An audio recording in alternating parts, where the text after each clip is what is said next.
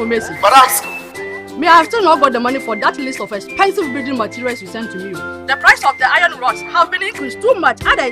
Madam, relax. Look, that's not why I even called you. I just visited IPCP, where the engineers told me everything about your Sako fast floor. Trahuanko, please, those people are expensive. Are they not the people building those big houses in town?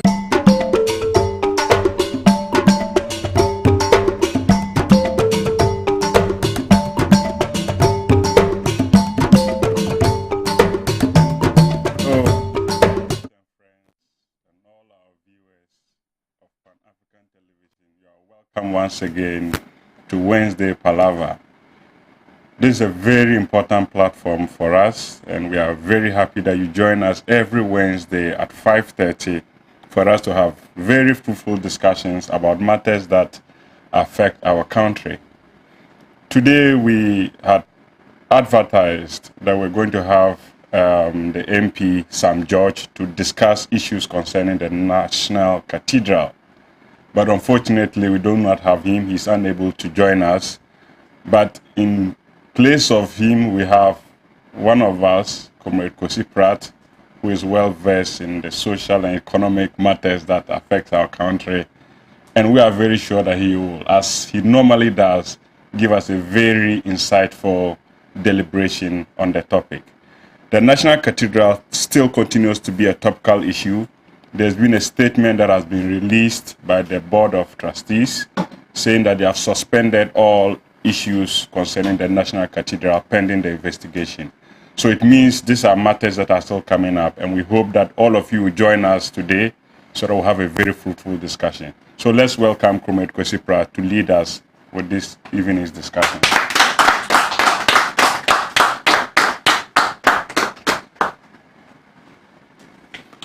Well, first of all, I'd like to apologize profusely for my friend and young comrade Sam George, who promised to be here, but as we all do know, there is some kind of a crisis in the National Democratic Congress, occasioned by the rather weird statement issued by the party 2 days ago, dismissing the leadership of the party in Parliament.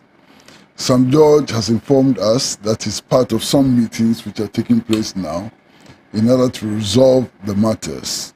And it has become my very, very unpleasant duty to step in for him at such a very short notice and without the relevant information and analysis that perhaps you will bring, to this discussion.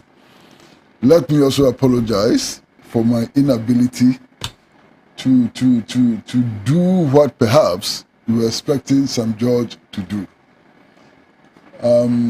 I think that the National Cathedral is an important subject. If it's being discussed on all radio networks, if it's being discussed on all television stations, if the Commission on Human Rights and Administrative Justice is looking at it, if the presidency is worried about the developments and so on, it certainly must be an important issue. And it certainly must be an important issue at a time when all the information we have is that Ghana is so very broke. It must be a matter for an important, matter for consideration, given the fact that we are now running helter-skelter, trying to find ways of filling the huge financial hole which has been left by the mall administration of this government. Now, what is the history of the cathedral, the Ghanaian cathedral? And I say the Ghanaian cathedral because there are cathedrals all over the world, Italy, France, La Côte d'Ivoire, and other places. But what is the history of our own cathedral? Now, the history of our own cathedral is that somehow, strangely, all of a sudden, my friend and current president of Ghana started ending all his speeches with "the battle is the Lord." And the first time I heard him say that the battle is the Lord, I was so shocked, because I'd never heard him talk like that throughout my relationship with him. And I saw what is happening. It does appear that like that man in the Bible on his way to Damascus, some revelation had come to him and had been converted to extreme Christianity and so on. So it started with the battle is the Lord's, and then visits to the churches, being anointed with all kinds of oils and so on in preparation for his presidency. And then he traveled all the way to Israel to go and pray at the Wailing Wall. And then he continued with all kinds of priests handing over to him all kinds of queer symbols, including the horns of a cow and so on. And then he continued and continued and continued. And eventually, well, the Lord won the battle. And the Lord won the battle against the National Democratic Congress and also the former president, His Excellency John Dramani Mahama. And I asked a very simple question. What is this God that is so biased in favor of the Nana Akufo Addo and his new patriotic party, and so biased against the National Democratic Congress? What is this God? Is there a God that actually selects from amongst his creation some people to be rulers and some people to be the ruled? And if that there is such a God, what is the value of that kind of God? But we can leave these questions aside. Nana Akufo Addo proclaimed that the Lord, his God that he worshipped, had actually made him president over us. And that he needed to reward this God. This omnipotent, omnipresence God actually needs to be rewarded for the things that he does. And if there's a God who is really acting like a policeman by the roadside, it raises many questions about that kind of God.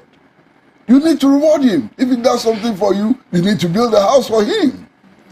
So if you can't build a house for him, maybe you will never get his reward. And I'm wondering about what kind of God these people worship and so on. And nonetheless, he had won the election. He had decided to build a cathedral in honor of that God.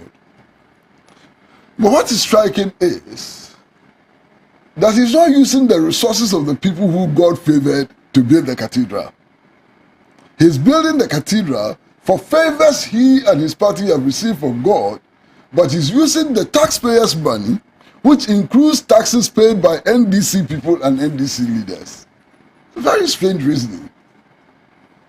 In any case, is it acceptable that the state begins to play a role in the propagation of religion? So, for example, I asked, if tomorrow we got a president like Reverend Damois, who decided that the taxpayers' money should be used to build a shrine in celebration of Akunedi, what would be our reaction? Just think about it. If the president tomorrow, we got a president who believes in African traditional religion and decided that a couple of millions of our taxes should be used to build a shrine in celebration of Akunedi or in celebration of Tigari or whatever, what would be our reaction? Now you may say that, well, those are lesser gods and so on. But the moment you begin to say that, what you're actually doing is taking a partisan religious view. It's doing something which is in clear violation of the Constitution. Because this Constitution guarantees the right of conscience, the right to believe whatever we want to believe, the right to go to church or not to go to church, the right to believe in God or not to believe in God, and so on. So when we get to the stage where we are making value judgments about the competing, competing superstitions and so on, then I would suggest that we are actually in breach of the 1992 Constitution. But be that as it may, Nana Akufo Addo decided to build the cathedral in honor of his God, in celebration of his God who had made him president over us and given our resources to him to manage. At the very beginning, there was a problem. And what was this problem? In spite of the fact that there are vast virgin lands all over this country, they decided to pick this land close to the conference center. Okay? They decided to pick this land at this strategic location to build the cathedral. So what happened? On this land was a building which current court documents estimate cost about 120 million cedis to build. They pulled it down. On this land were buildings which were housing appeal court judges, senior judges and so on, some of which were not even 12 months old. They pulled them down. Now I'm asking, what is the sense in this? Someone should just tell me what is the sense in this. Why pull down buildings costing 120 million cedis in order to build a cathedral when there are empty lands all over the place and so on? And these questions were raised. We didn't find answers and so on. But that is part, or should be part, of the discussion.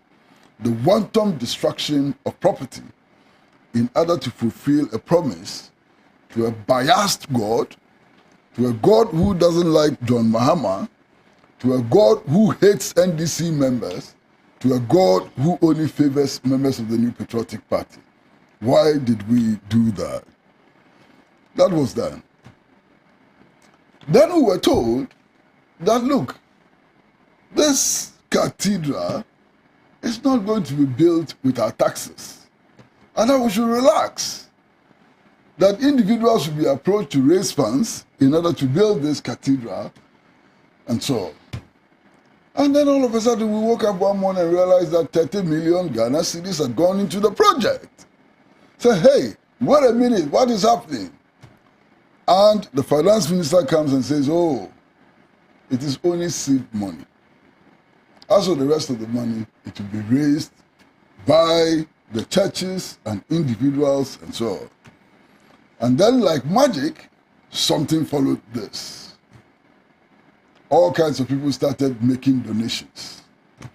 Indeed, even the chief imam was reported to have made a handsome donation of 50,000 Ghana cedis to the project. And you know the implications, you know what the Muslim community said, you know the reactions of the spokespersons of the chief imam and so on. I don't want to go there. I don't want trouble. I didn't come here to court trouble. But you know what the reactions were and so. But then the donations started flowing, and then what happened? And then we heard again that a huge chunk of taxpayers' money had been pumped into the project. And when questions were raised, we were now told that if we don't get divine intervention, the problems confronting us as the Ghanaian people would not be solved. And therefore, we should shut up and allow them to spend as much as they can spend so that we can become beneficiaries of divine intervention. And some people shut up, a few people spoke out, but some people shut up. Some people actually went forward to justify this claim that only divine intervention can rescue us from the problems that we have. I'm sure that we are still waiting for that divine intervention, because we come to the point where, in spite of the expected divine intervention, 120% of total national revenue is being expended on 3 line items: public sector emoluments, debt repayment, and interest on our debts. This situation has become so untenable that we've had to rush to the IMF to go and beg for $3 billion, which is supposed to be given to us in 3 tranches over 3 years. And so on. You know everything that is going with that. In spite of divine intervention is usually miraculous, We are seeing all kinds of measures which are being announced in order to save us from our current predicament. One of them they describe as a haircut, and from all the analysis that have been made by the banks, the insurance companies and so on, which everybody has read, if we implemented these reckless measures by this government, the middle class in Ghana would be wiped out completely. I'm not saying it. You've read the analysis. The analysis points to the fact that if we implement these measures, 17 out of 23 banks will collapse.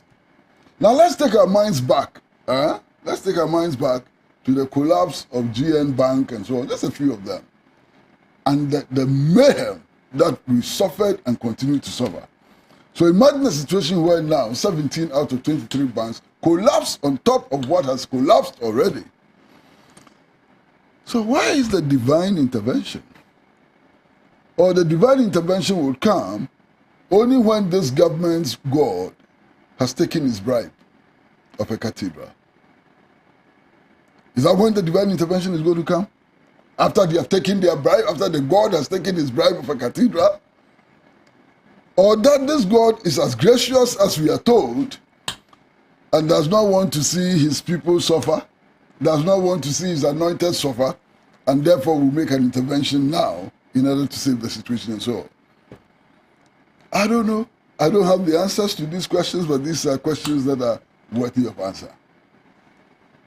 Now, there are some of the substantive matters that are before the Commission on Human Rights and Administrative Justice.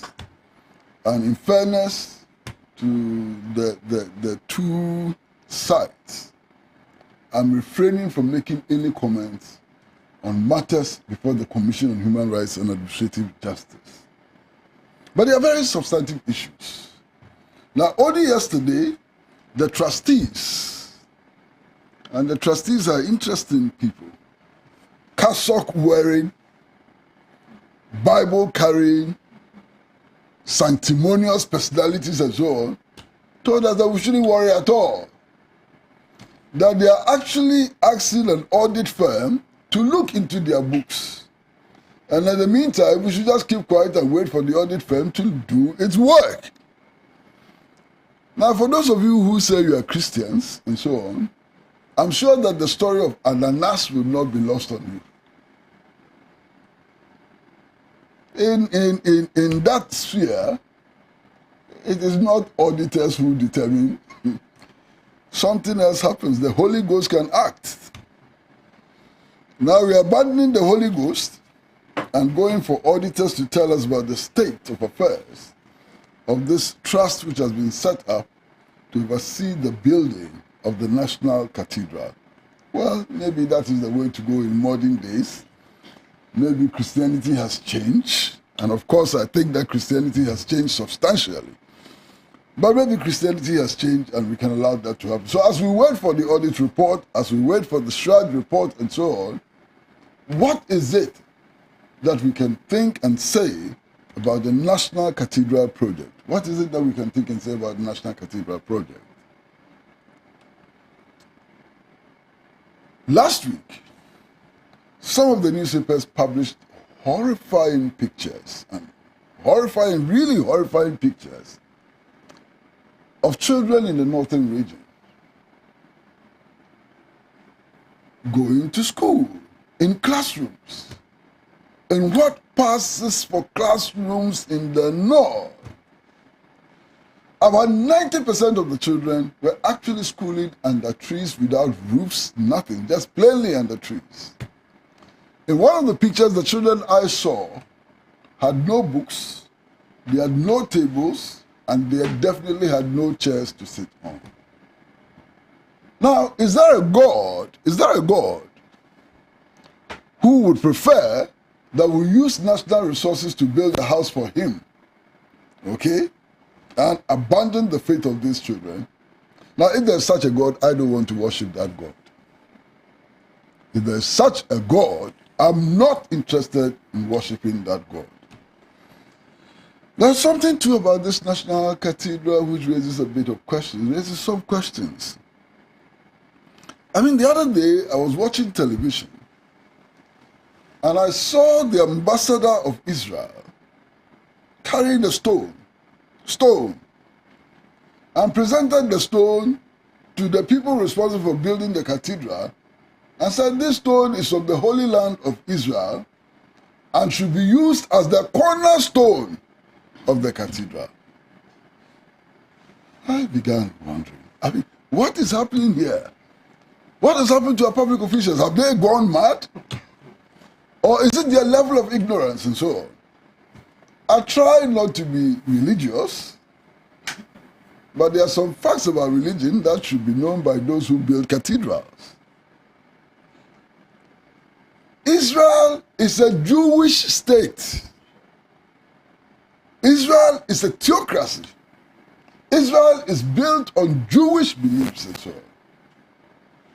And we do know that Judaism does not accept Jesus as the Son of God. We do know as a fact that Judaism does not even accept the New Testament at all. In fact, Judaism actually believes that Jesus is an imposter. Now, if you are building a Christian cathedral and you build it on the foundation stone provided by Jews and so on, something must be wrong with your head. But that's what our people have done. You understand? That is what our leaders have done. This whole cathedral is built on a foundation stone provided by a government which is universally accepted to be racist. It's an apartheid government. The UN General Assembly has actually passed resolutions designating the Israeli government as an apartheid government. It's an apartheid government which provides us with the cornerstone of the cathedral. I don't want to worship in that church. I don't want to worship in that cathedral. But there is more. All of us do know that La Côte d'Ivoire once had a leader like our leader. La Côte d'Ivoire once had a leader who talked like President His Excellency Nana Akufo Addo. And that leader's name was His Excellency Ufe Boigny. And Ufe Boigny told his people that he wanted God's favor. He wanted God to bless the land. And that the way to do it was to build a cathedral. And Ufe Boigny built a cathedral in Yamoussoukro. And since then, La Côte d'Ivoire has never known peace. La Côte d'Ivoire has gone through 2 or 3 coups d'etats already. It has gone through a civil war which resulted in hundreds of thousands of deaths and so on. La Côte d'Ivoire is still bleeding and is in turmoil. The cathedral did not save La Côte d'Ivoire from a civil war. Maybe Ufe Boigny's God is different from Nana Akufo Addo's God. I don't know these things. But it's just possible that Ufe Boigny's God is not the kind of God who brings prosperity. I want to hope that Nana Akufo Addo's God is different from Ufe Boigny's God. At this stage, I just want to stop talking. I just want to stop talking because no matter what I do, I reckon I would not be able to fill the shoes of Sam George. I've seen his performance and it's something else. He's a Bible quoting prayer warrior, which I'm not. And when he talks about the cathedral, his passion is powerful and so on. I don't have that kind of passion and so on. I do know from all the evidence that we have so far, the number of people who are waiting on Facebook and on YouTube for this program because Sam George was coming to speak and so on. I do know that there was a lot of expectation. I'm not able to meet that expectation. I do hope that at some other time we'll be able to get Sam George in the studio to make amends for his inability to turn up today because of the turmoil in the leadership of the NDC. But, hey, there are so many of us in the studio. It's time to talk from the bottom of our hearts, and time to express our views on the National Cathedral. And I do know also that for all of you online, all of you on Facebook and so on, you are also anxiously waiting to make a contribution to this discussion. Me, I just came in as a stopgap measure. So I'm taking my seat, and my brother and friend, sometimes known as Fake Sheikh Gubera, will take over and move us forward. Thank you very much.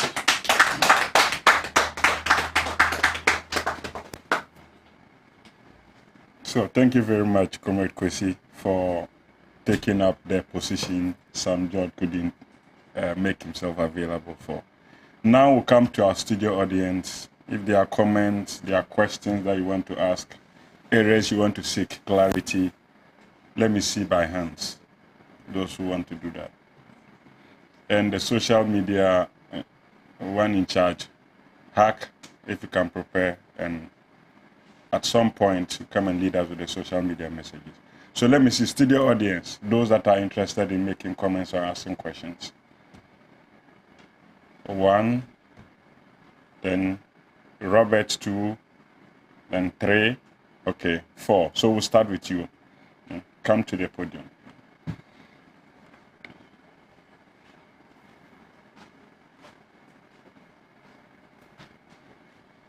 Okay. Good evening, comrades and viewers. Well, I believe strongly that Ghana doesn't need a cathedral. It's not the cathedral that will save us from our economic woes. And I also know very well that, in fact, I'm a Christian, and I know that God is not a God of dishonesty. He's not a God of chaos. He's not a wicked God who require a cathedral at our hands, even though there is suffering all over the country. Now there are people who are still drinking water with animals. There are children who are still learning under trees. Recently, the people of La were lamenting over their demolished hospital. According to them, when any of their relatives is sick, they have to travel to a far place to get cure for that person. So is our president and the so-called men of God saying that God, in spite of all this, God will still demand a cathedral at our hands? No, I don't think it is true. Now there is a verse in the Bible that says that except the Lord build a house, those who build it work it in war in vain. And that's what we are saying. Because God's hand is not in it. Now look at the wire surrounding the whole thing. People embezzling money here and there. Dishonesty all over the place. But I'll end by saying that, in fact, the cathedral is a useless venture and we don't need it. Thank you very much.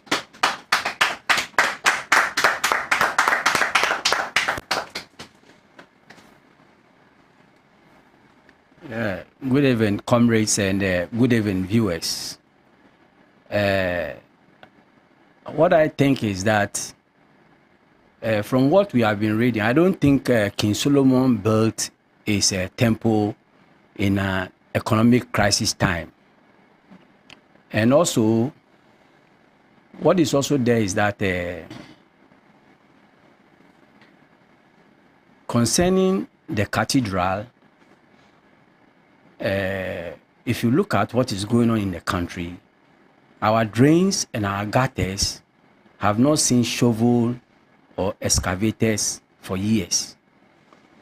Our market women are selling in the streets. They don't have structures to sell in. Our schools and our school children lack good food and proper facilities. Our workers also need housing. And if the government can look at these things and even bring the economic problems down, we don't care if he will fly in a spaceship in all the galaxies and even build a Vatican palace at Chibi and whatever. But for now, the problem that is going on, I don't think for now we need a cathedral. Thank you.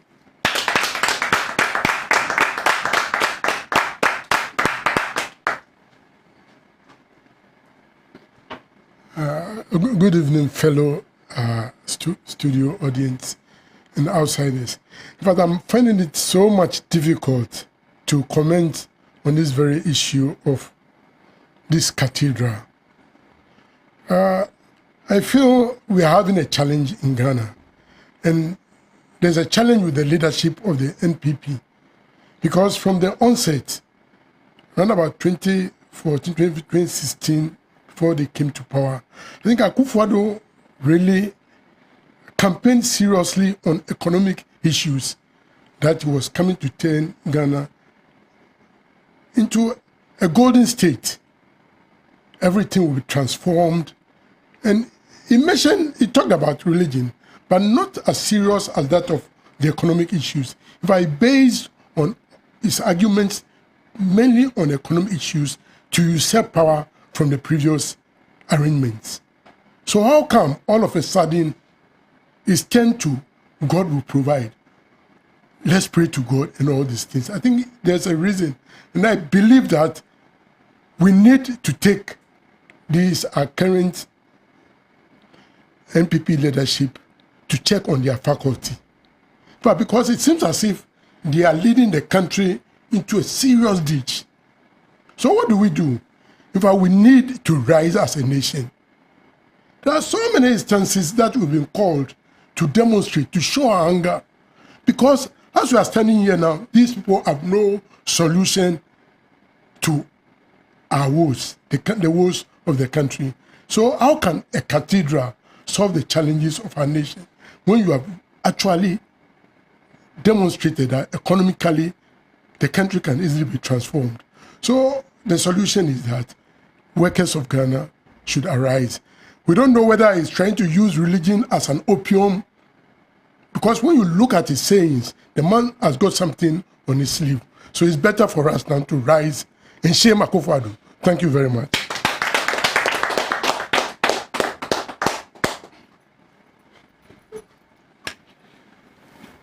Good evening, comrades and our cherished viewers. Well, thank you, Comrade Kwesi Pratt, for this vital speech on today's topic of discussion.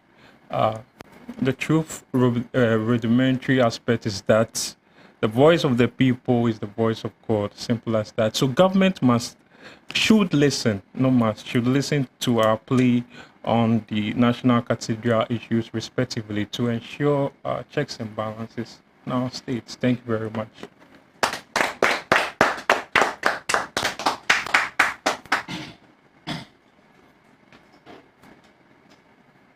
Good evening, fellow studio audience.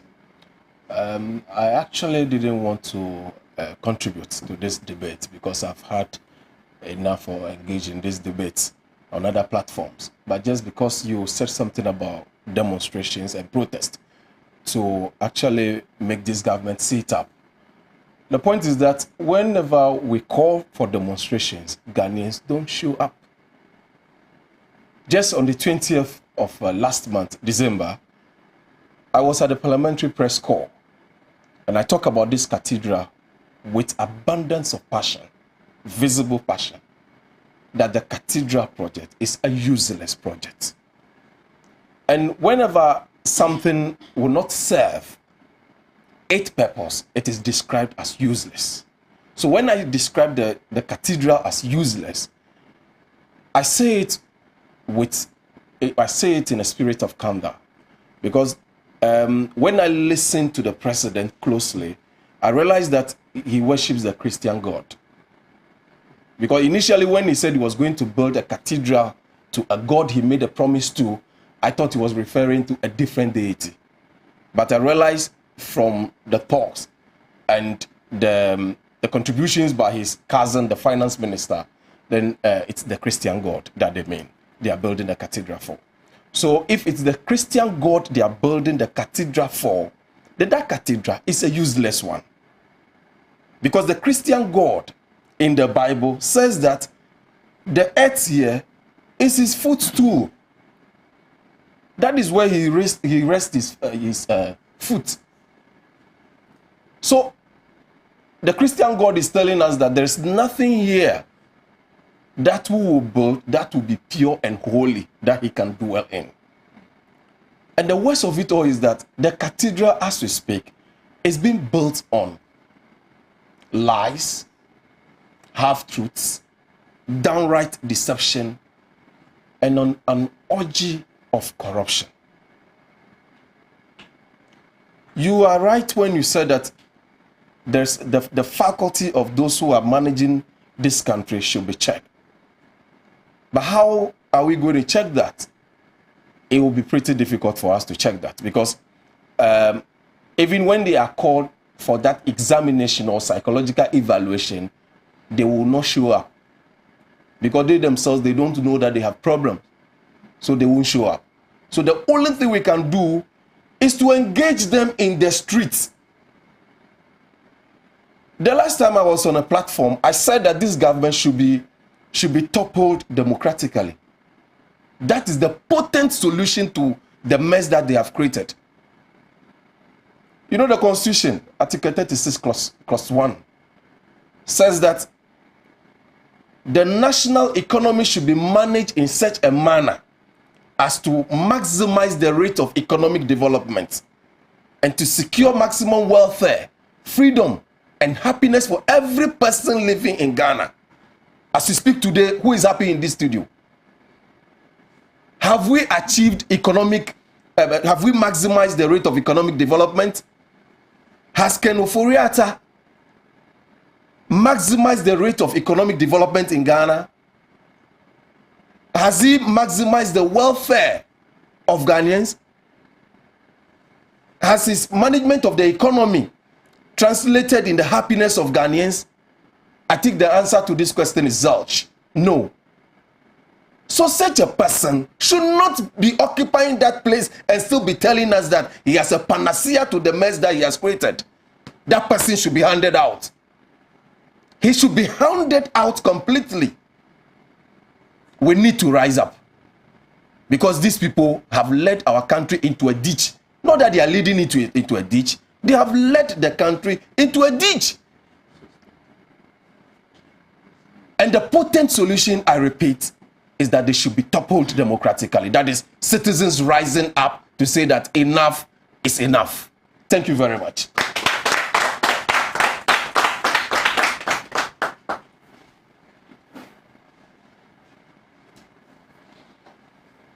So at this stage, I will call Hack to read the social media messages. Then Comrade Kwesi will run up our discussion, and then we'll close for today. So Hack, let's have you.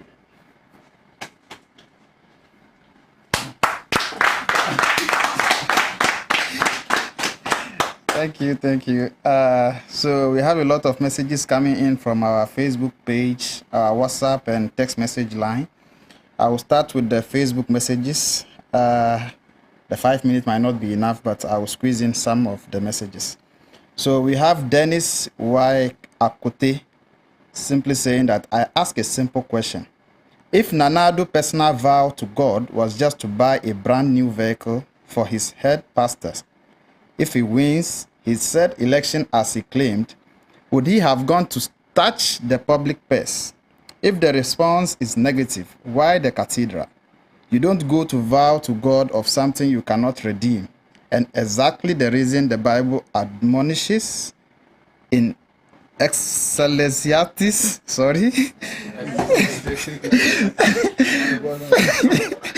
that it is better that you should not vow than that you should vow and not pray.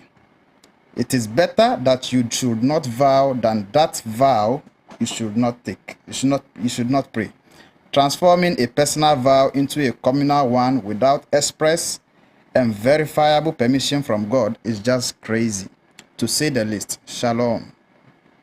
Michael Afari Owusu is also saying, how can pastor who have two names, two mothers, two mothers call someone who exposes him a demon.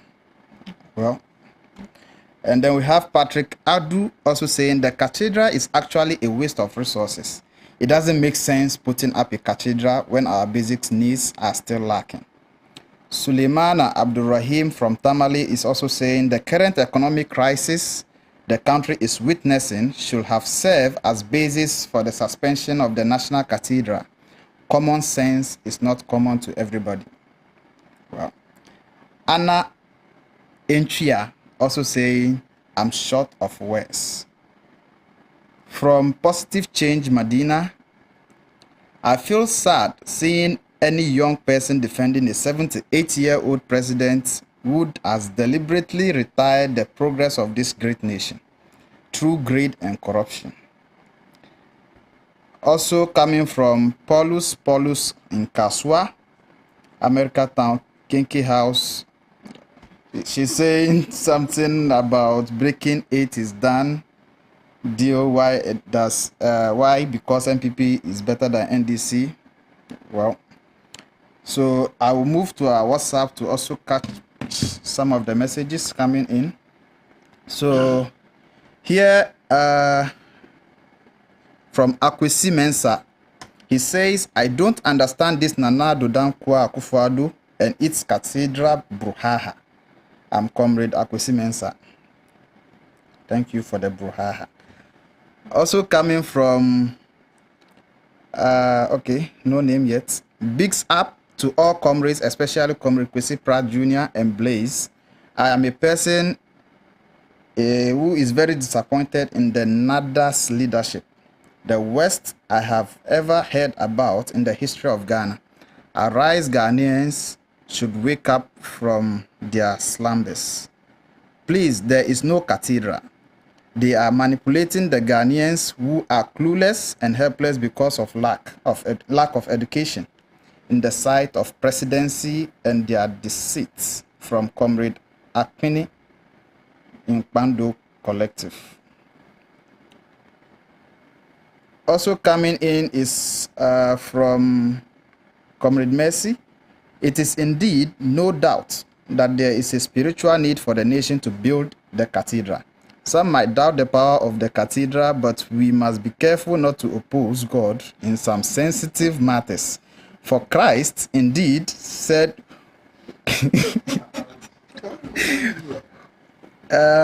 "Woe unto you,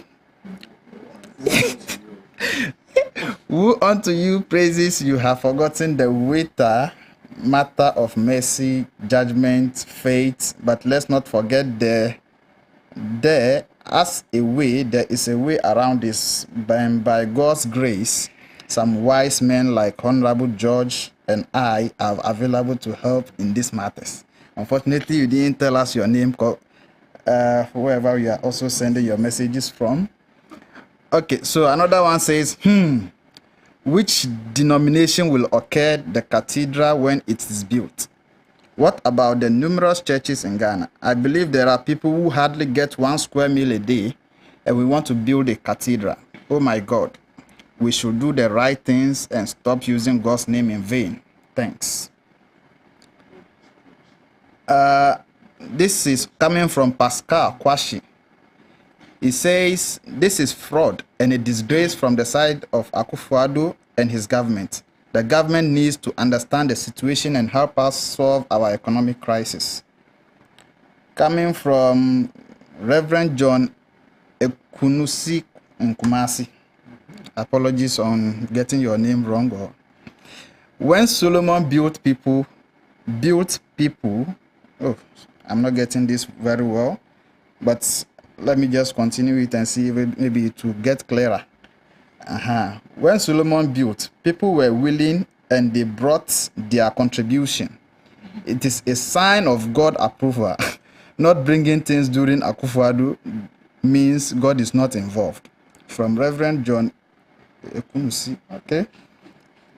So we have someone also saying the temple is our body, not physical buildings, because the Spirit of God dwells in our body. Every time people are hungry and you are building a cathedral. Okay. Abbas Amogobo Ofinso is also saying, even in attempting to build a cathedral for God, we have turned the project into an avenue for stealing, and not just petty embezzlement, but massive looting. No wonder Ghana is totally broke and on her knees begging the IMF for a bailout.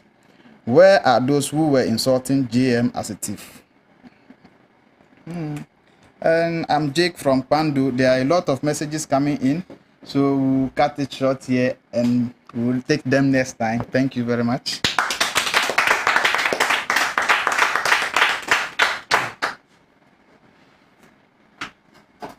Let's apologize to the many watchers of the program who were unable to read their messages. We hope to do it next time. At this moment, I'll call Kwesi to run up the discussion and comment on some of the issues that come up. I have 5 minutes.